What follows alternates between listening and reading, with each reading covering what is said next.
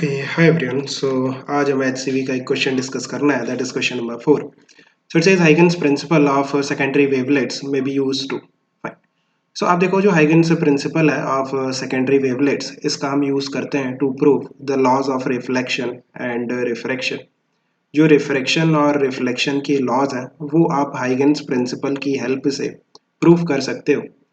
But इस question में हमें स्नेल्स लॉ के बारे में पूछा है सो काइंड ऑफ हम सिर्फ स्नेल्स लॉ को ही डेराइव करेंगे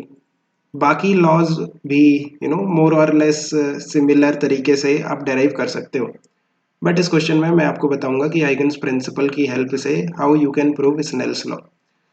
सो अगर हम बात करते हैं स्नेल्स लॉ की सो सिंपल सा लॉ है क्या कहता है μ1 into sine i is equal to μ2 into sine r ना यहाँ पे आई क्या है एंगल ऑफ इंसिडेंस आर क्या है एंगल ऑफ रिफ्रैक्शन μ1 एंड μ2 जो है वो रिफ्रैक्टिव इंडेक्स है सो बेसिकली इस तरह से लेट्स से आपके पास ये इंटरफेस है राइट इंटरफेस है ऊपर मीडियम 1 है एंड नीचे मीडियम 2 है मीडियम 1 का रिफ्रैक्टिव इंडेक्स है μ1 मीडियम 2 का μ2 जो लाइट का स्पीड है मीडियम 1 में वो है v1 and corresponding speed medium 2 में कितना है v2 v1 का वैल्यू होगा c डिवाइडेड बाई μ1 c क्या है speed of light in vacuum v2 कितना होगा c डिवाइडेड बाई μ2 ये चीज़ें आपको पहले से आनी चाहिए नाउ अगर हम बात करते हैं कि इंसिडेंट रे किस तरह से आएगी सो इस तरह से आप ड्रॉ करो ये इंसिडेंट रे आती है something like this right now अगर मैं वेवफ्रंट की बात करता हूँ देन वेवफ्रंट क्या होता है वेवफ्रंट बेसिकली ऐसी सरफेस है या प्लेन है जो कि इंसिडेंट रे नहीं कभी भी रे ट्रेवल करेगी सो उसके परपेंडिकुलर जो सरफेस होगी राइट रे के परपेंडिकुलर जो सरफेस होगी वो आपका वेवफ्रंट होगा राइट सो इस केस में आप देखो ये जो रे है इसके परपेंडिकुलर मैं ड्रॉ करता हूँ समथिंग लाइक दिस सो ये जो सरफेस निकल के आ रही है ना ये एंगल है 90 डिग्री सो ये वेवफ्रंट है लेट्स से W1 है ना पहला वेवफ्रंट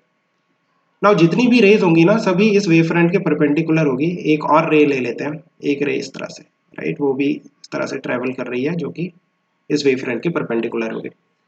नाउ नाम दे देते हैं रे 1 एंड रे 2 जो रे 1 है वो इंटरफेस तक पहुंच गई है और जो रे 2 है वो अभी भी इंटरफेस से दूर है जो रे 1 और रे 2 है वो पैरेलली ट्रेवल कर रही थी नाउ जो रे 1 है अभी उसका क्या होगा रिफ्रैक्शन होगा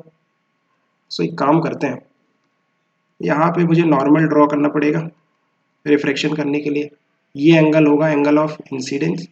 अभी हम इसका रिफ्रैक्शन कर देते हैं नॉर्मल थोड़ा नीचे तक ड्रॉ कर लो अब रिफ्रैक्शन कर दो इसका सो रिफ्रैक्शन के बाद ये थोड़ी सी बेंड हो जाएगी something like this such that ये एंगल ऑफ रिफ्रैक्शन होगा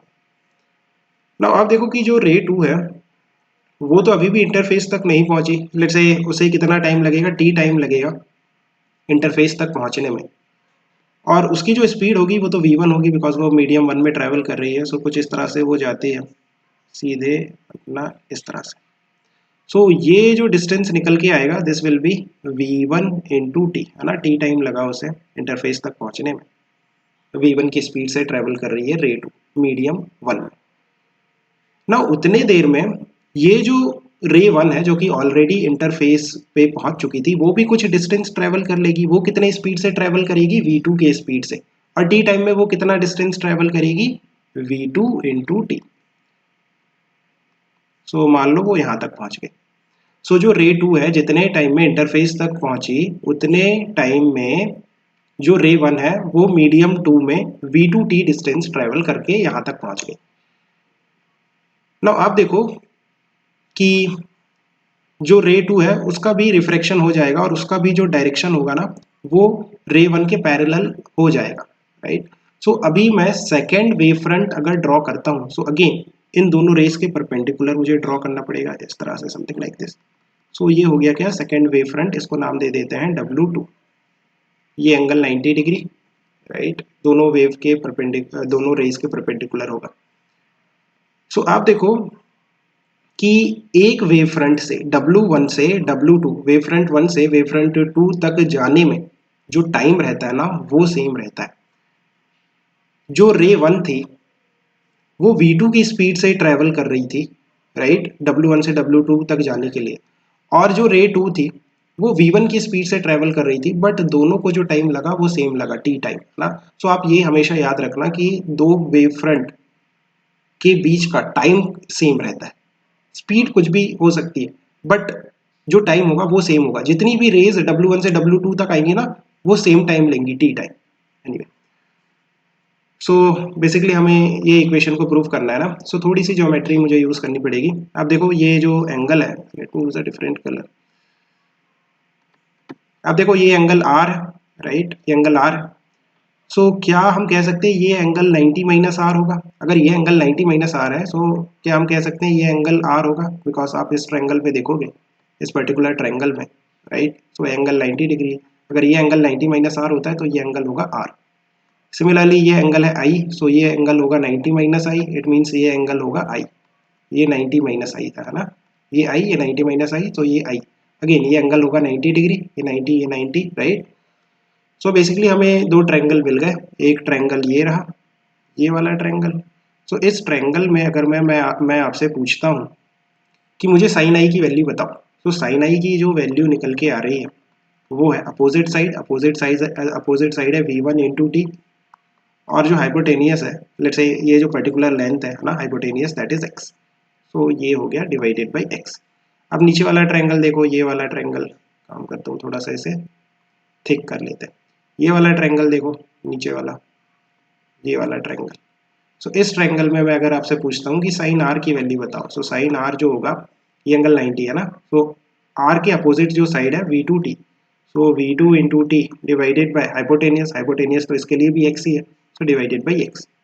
दो इक्वेशन बन गई, दोनों को डिवाइड कर दो, इक्वेशन 1 एंड इक्वेशन 2। तो यहाँ से देखो कि जो साइन आई है डिवाइडेड बाई जो साइन आर है, that will be V1T divided by x divided by V2T divided by x.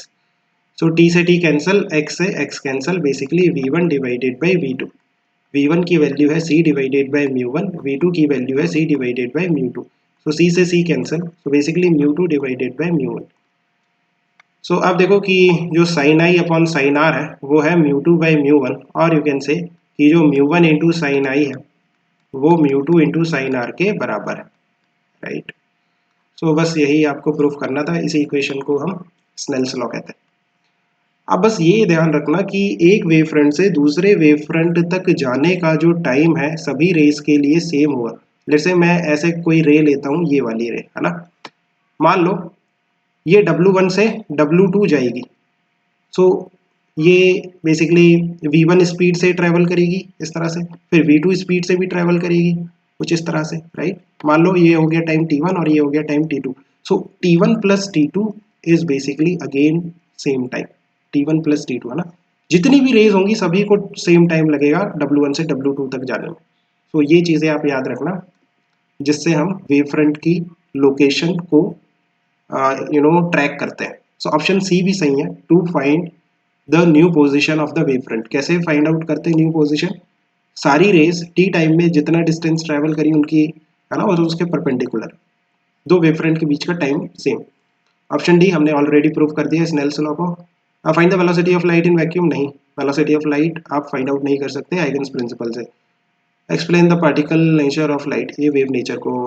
Represent करता है। So I think you have understood, keep working hard, best of luck, bye.